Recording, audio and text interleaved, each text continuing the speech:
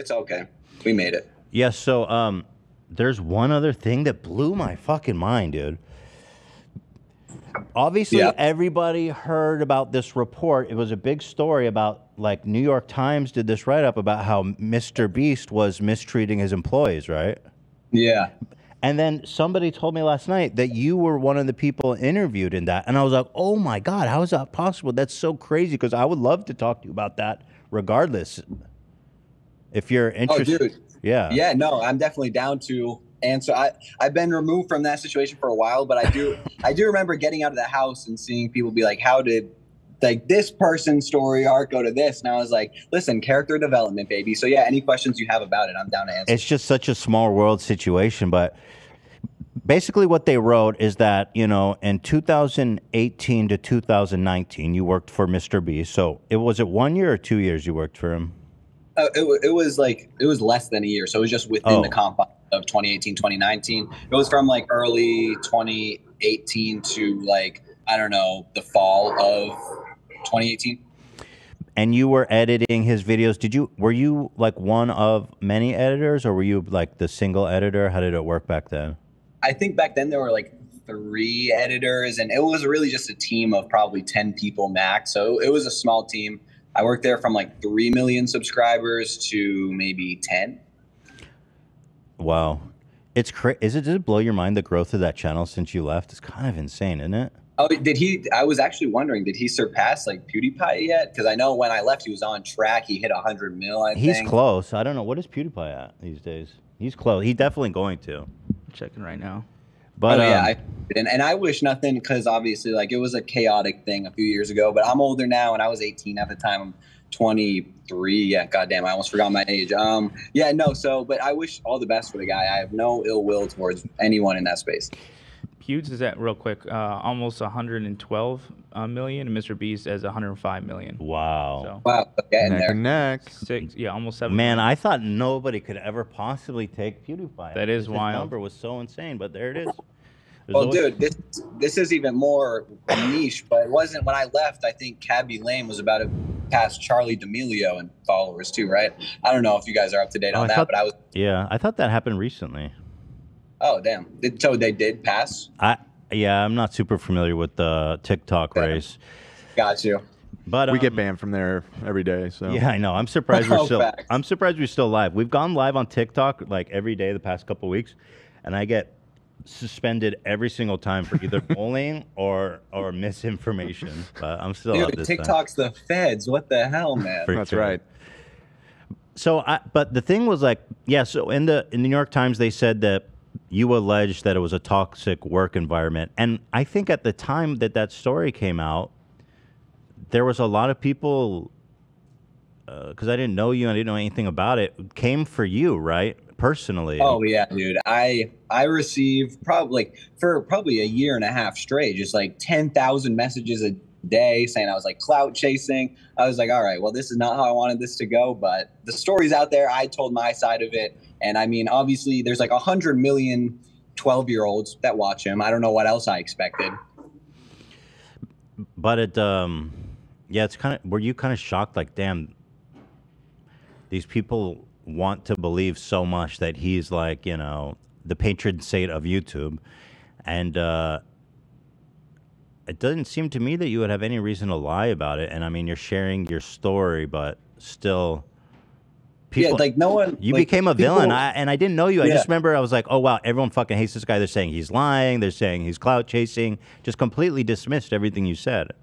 Oh, totally. And I mean, the people, like, obviously, like, in a lot of situations, of course, believe the victim first, because at what point would that benefit my career or anything I had doing? And everyone was like, oh, dude, he's just doing this for clout. I was like, what the hell am I going to gain from this ever at all other than hate? So I never understood that. But then it was like you had Keemstar pushing the worst narrative in the world. Oh, what did he say about you?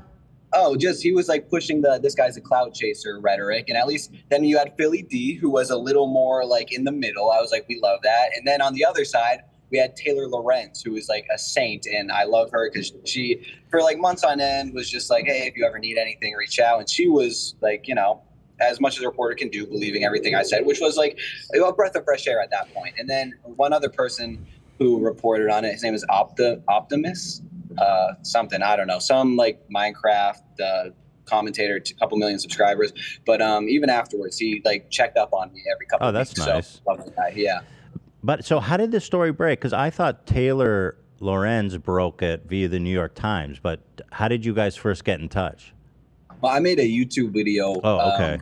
Well, first I just wanted it to be a couple tweets, but then it got on Drama Alert, and then I was getting all the Keemstar hate. So I was like, all right, I need to make a YouTube video about it, maybe like explain myself a little bit more. And then, yeah, kind of just the ball rolled from there. She reached out, and then about a year or two later, the Rolling Stones reached out. And I was nervous to do any of those interviews because I was in the Big Brother casting process, so I didn't really want to do that. But then I was like, all right, if I can, the more I can explain myself to a certain extent, I think the better off I am. So I decided to do these publications. Yeah, and it didn't end up affecting your casting situation at all. Oh, not at all. And I was super happy to hear that. I mean, they didn't care whatsoever. They did ask me about it, and I was like, understandably so. But I was like, is this going to keep me from being on the show? They're like, we don't give a fuck. So I was like, amazing. That's awesome. So wait, what's the name of your YouTube channel? Because I kind of want to just browse at your original video. Oh, hell, oh no, it's not up anymore. I since deleted that. I was getting too much hate. So it was getting like 50,000 views a day, and then it was like, I think it was like 99.8% dislikes. So I was like, all right. So you can. We were debating if you can beat. He beat our record. Let's go! Congrats on that. Wait, what's the record? I'm dying to know. On our highlights channel, we were joking that whenever we make like a video about Jordan Peterson, it's like absolutely dislike bombed, and we have one that's like 81% dislike. So.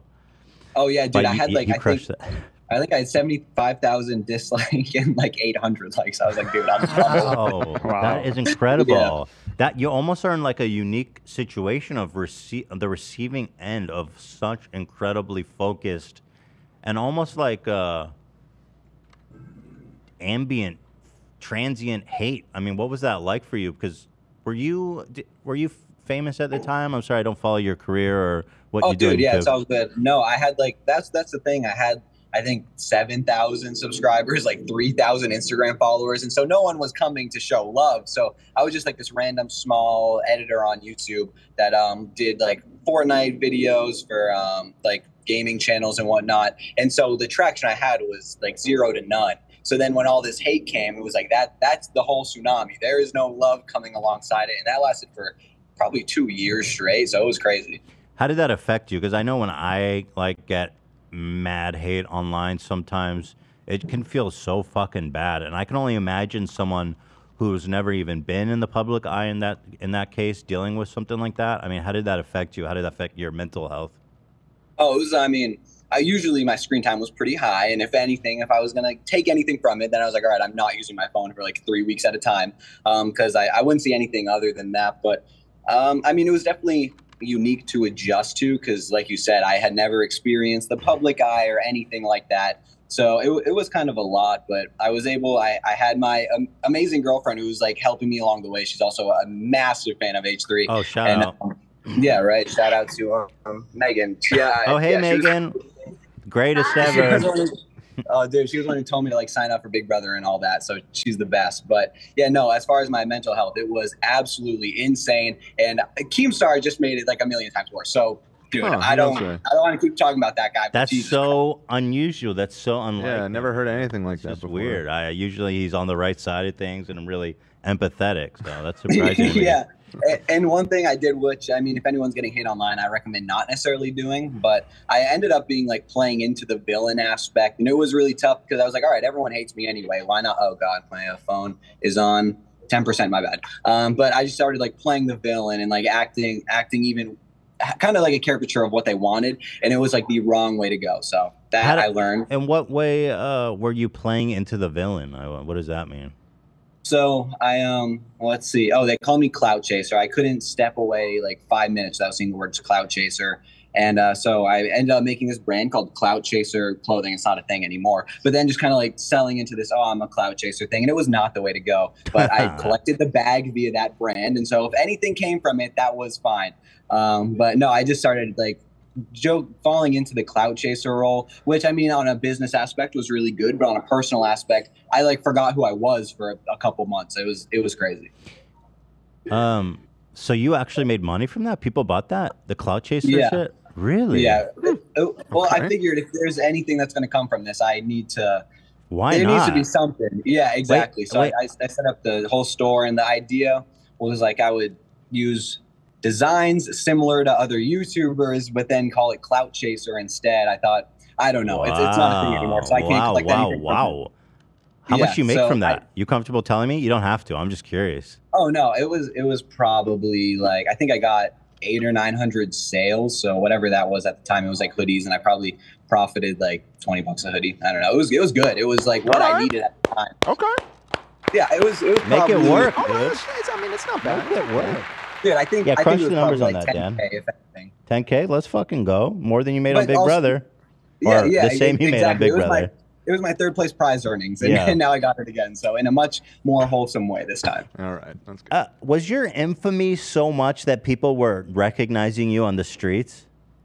Oh, well, I was in college at the time, and I don't know if you guys are familiar with Snapchat, but if you swipe to like, I forget, the right or the left, you see like news stories. And so every single person on my college campus would be like, oh, aren't you the guy from the Snapchat news story? And, but everyone in person thought it was just cool because I was just in this random college in Massachusetts. And so they're like, oh, yo, you're the guy from Snapchat. And I was like, if you're going to refer to me as anything, that's a lot better than what the online world is referring to me as. So yeah, no, it was no hatred at all. It was all love in person. Oh, that's good. Yeah, online it was a whole different. Actually, piece. AB is empathizing with you. You made a Clout Goblin shirt, AB? I didn't know that. Yeah, I was so annoyed of everyone. I was so annoyed of everyone calling me Clout Goblin, so I made this shirt. I was like, fuck it, I'm just gonna own it. Wait. Dude, exactly. Wait. Yes, that's so funny. Wait, was this when you were already on the show? Yeah. Oh, that was probably my fault, bro. I'm sorry about starting that. Oh no, it's all good. But did you make some money from that Clout Goblin shirt? Oh no, I just for myself. No, I was just like, yeah. Because you play into it a little. Yeah, I was bit. playing into it, yeah. But it is a little bit annoying to be doing stuff in social media. Then every time you post something, everyone's like, "Oh, there's a Clout Goblin again." It's like, why the fuck? What do you think I'm doing? I get it. It's the impulse of wanting to rise above or you know show you're unbothered, right? And but it's tough. And AB's not a Clout Goblin. He's one of the greatest employees you could ever wish for. Oh, thank you. Oh, dude, I'm a huge Starkiller fan. Yes, Oh, Starkiller. Let's go. Thank you, buddy. Yes, I got you, bro. You're the man. So to the by the way, if your phone's dying, do you want to switch phones or plug your thing in? Oh, my girlfriend got me a charger. We're all plugged up. Hell yeah. Okay, cool. So to the charges, basically. So how did it happen? You made a tweet. What motivated you to make the tweet? It was just like, I don't even know. At a certain point, I saw like, just imagine someone who you had the opposite experience of the online world. And I was like, all right, I feel like I'm festering up all of this. And I think about it every day. I might as well just get it off of my shoulders, if anything. I was like holding this weight and I wanted to just let it go. So you had some resentment towards Jimmy and his crew, seeing him become so successful. And you're like, man, those guys were such dicks to me. Well, not the crew. Actually, the crew was some of the nicest group of people I've ever met. Like, I love everybody on the crew. Nothing against any of them. Some of them I still keep in contact with. I remember I went to Chris's wedding. Like, everyone on the crew, I love. And I, again, now hold no resentment to Jimmy himself whatsoever. I'm like so far removed from that scene. It almost seems like a different person, like me at 18 talking about this than now. But yeah. Did Jimmy ever reach out to you or anything like that? He gave me a phone call, but I was in class, and so then I called him after, and then we didn't end up linking because then he was busy. But it just the timing didn't work out for a phone call. But yeah. I find that kind of sweet that he called you, even though you guys never connected. Yeah, no, it was actually nice, and I didn't actually think that would happen. So the fact that he did want to talk, and I was like, dude, I'm in a 3-hour class right now. I can't leave. And I'm not in college anymore, but again, years ago. So I was like, all right, if anything, I know he wanted to talk about it. And that is all that I need. That is very interesting, actually. Well, and also what's interesting is that you made some tweets. Like, did they even get a lot of likes, or did the story just blow up from Keemstar? I think it got like 800 likes a pop. That's what's so interesting. Nobody would have ever cared about it. Nobody would have ever talked about it. Taylor would have never probably wrote an article about it unless Keemstar took this little thing and turned it in some bullshit fucking headline. To defend MrBeast, right? He goes, look at the horrible thing this guy's saying about MrBeast. I don't believe it, though. It's like, well, you're the one projecting it. Yeah. Dude, it was crazy because I was like, then the tweets ended up getting deleted because I was like, I didn't want to open up the floodgates for hate. I just wanted to say a story, and maybe, I don't know if you could or couldn't turn off tweet replies. That's probably what I should have done, if that's even possible. But yeah, no, it blew up right after that, and I was like, okay, I didn't want any of this. But at a certain point, maybe I should have understood, like, there are news outlets for YouTubers, and it's probably going to get picked up, but ideally it wouldn't have, but it did. And I totally understand why, but I never chat, like Keemstar never really talked with me or anything. Like me and Keemstar never hopped on the phone, so that would have been nice, I guess. So here's the, I guess, the accusations that you posted about Mr. Donaldson. I didn't know that was his name. That's Jimmy's last name. Yeah. Mr. Donaldson had berated him almost every day. Mr. Donaldson often called him by a phrase used to insult people with mental disabilities. I'm assuming you mean like restarted? Yeah, thank you, Dan. Yeah. Is that the one you're talking about? Can you say it again, Dan? Restarted. Yeah. Oh, yeah. Let's get restarted in here. Let's get restarted in here. Yes, exactly. Let's get restarted in here. Go. Okay, and Mr. Turner said leaving him in tears. Wow, he made you cry. Yeah, dude, I'm a sensitive boy. That's a lot. So at what point would he berate you if he saw an edit and he's like, no, not like that?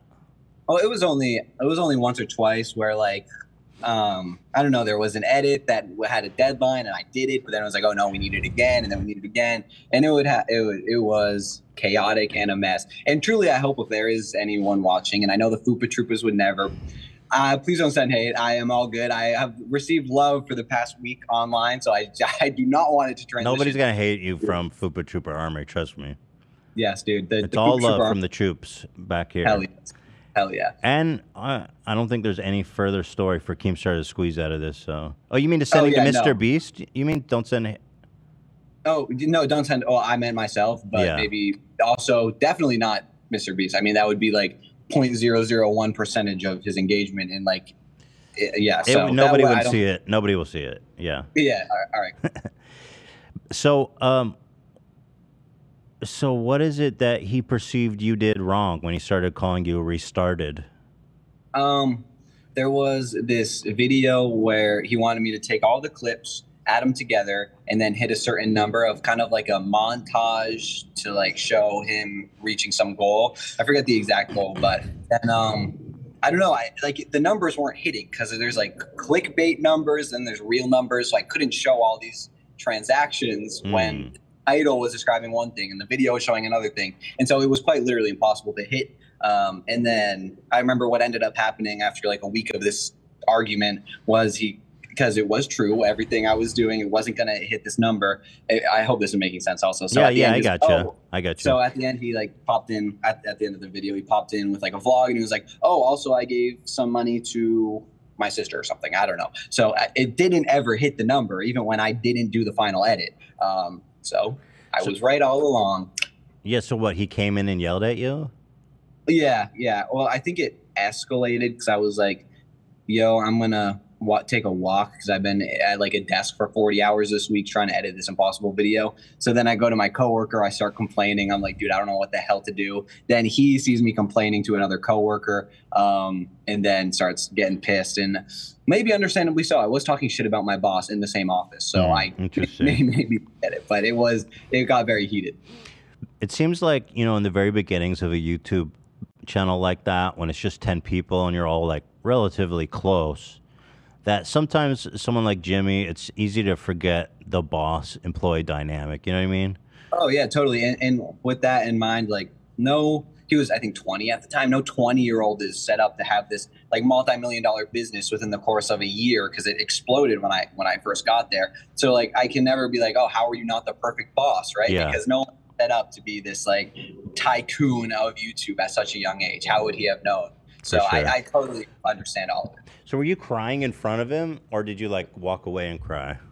No, I had a tearful moment after I walked away because I was like, there's just so much going on. This is so chaotic. Yeah. And I moved here from Massachusetts. So like North Carolina, what am I I don't have anything to do right now. I just like, I don't know anyone here. I'm freaking in North Carolina for a month deep. So yeah, I was like, well, here we go. I guess I have to deal with this. And it says, Mr. Turner, who did not grow up with Mr. Donaldson, said that while his boss regularly featured his hometown friends in videos, he had struggled to get acknowledgement. Yeah, that was true, and that is something else I understand, because I was like a cameraman and editor, but then there was like different like on-screen people and off-screen people, and so I think throughout the growing pains of going from 18 to 23, which I am now, I kind of get that, and I wouldn't say relatively new to editing, but relatively new to being a cameraman slash editor, and there were a few times where like I don't know, that was one thing that now being older, like. Why would I have gotten on-screen acknowledgement? I totally understand that. Right, I see. Yeah, I understand. But I guess there was some friction about, because the guys who were on screen ended up all becoming like pretty big in their own right, just for being in the video. So I can see that there would be friction between people off screen and people on screen. Or you're saying, well, why can't I be on there? Why are they all getting? And also, they were the ones that were winning massive like amounts of money, right? Because they were participating in his videos. Was that happening too? Yeah. Yeah, and it was also like at the time, the people in the videos, it'd be like me and like 5 other people. So it wasn't a big crew. And then sometimes like I would be on camera, give a good joke, and then it was like it might have been like, I mean, not to say I'm a funny guy, but it might have been too good. So then it's like, all right, cut that and give it to someone else. And I'd be like, what the hell? Like, wait, you saying he cut you because it was too good? Well, listen, dude, I don't want to say that, but sometimes if I was an off-screen personality who said something, the line would then get fed to someone else. Oh, they would reshoot it? You say, or you have a hunch that they would take the comment that was funny and reshoot it? I know it would happen. I watch it, be like, oh, give that line to this person. I'd be like, that's okay, kind of, they would do it right in front of you. Yeah. They would say, wait, that was funny, reshoot it with someone else. Yes, I was like sick. What all the right, fuck? That's kind of crazy. Yeah. So who would they give the line to? I have no idea. Maybe Chris or something, probably. Whoa. What do you think his motivation for that was? Well, just like building up the personalities probably that were already there. And it's like, I think he did want to build up his friends' socials and whatever. So like, you know, and if the pillars of that channel are a couple personalities, and then like there's the cameraman chiming in, it's like, all right, well, let's keep it. That is very interesting. Very strategic, I guess. Although it gave me like, coming for like after watching your arc of watching different YouTubers, like it kind of gave me David Dobrik vibes, you know? Dobrik, yeah. Like, oh, let's reshoot the laughing again, you know? Very strategic, but I guess from his, that is real interesting to know. It's so interesting to learn about all the kind of behind the scenes that goes on there. The other one is you saying that you were not credited for anything you did. You would ask for credit, and he would credit someone else. Yeah, I do remember one time I asked for credit, and then he credited another editor, and I was like, what the hell is this? So you think he did it on purpose, or just like because he was so spaced out? I think he was probably pretty spaced out. I can't imagine. I don't like looking back on this so long ago. I don't think he was malicious in any way. I just don't think he was a great boss at 20. So I don't think if I was in his position, I probably would have been a pretty bad boss at that age too. Yeah, that's very interesting. That's just so crazy that was you, man. Well, I really appreciated talking to you about that. Oh, hell yeah. Mr. Beast, if you're out there, do you want to talk to him? Would you be happy if he called you just to bury the hatchet, or no? Oh, yeah, that would be dope. I mean, I'm sure he has like a million things going on, so understandably so. But if we had a 5-minute phone call, I would just be like, dude, I mean, we're on 2 opposite sides. Like, I'm not in the YouTube editing game. I make YouTube videos, but like, I'm just me making rugs and shit. So yeah, like if we ended up on a call, I'd be like, bro, hope you're doing well. And that's probably all I would say. I don't ever think about this anymore. And obviously, especially because I've been busy the past few months, definitely not. It was a nice break from my phone. I didn't see any of this, but yeah, no, it was dope. And simultaneously, one, I would love to chat with him, but 2, just thank you so much for having me on the podcast again. I'm a massive fan and have been for years. And so, dude, this means the world. Yes, thank you. It was very nice. Did you see anything else back? Because like they painted it in this story. It seems like your accusations are mildly tame. Basically, you know, a couple of young guys that you felt like he was a dick, he didn't credit you and stuff, and I totally get that. That's like a pretty toxic work environment. But the way I guess that Taylor spun it was like that she tried to turn this whole, I forget what was the title, but it was like YouTube giant, toxic workplace. She spun it into something I don't remember what, but what was your reaction to that article when it came out? Did you think it was a fair representation, or did you feel like she did too much with it? I don't actually have an opinion. I don't remember the article. Dude, I'm gonna. Oh, were you asking me? Yeah, I'm asking you. Oh, yeah, all right, bet. No, honestly, I wish I remembered what the article was like. I just know. I know the article exists, and I did read it at the time, but since I have quite literally no idea. But okay. I will say Taylor Lorenz is one of the nicest reporters I've ever spoken to. So there you go. She is nice. And love, yeah. Peace and love. Yeah, she is really nice. Actually, I've spoken to her a few times. Well, there.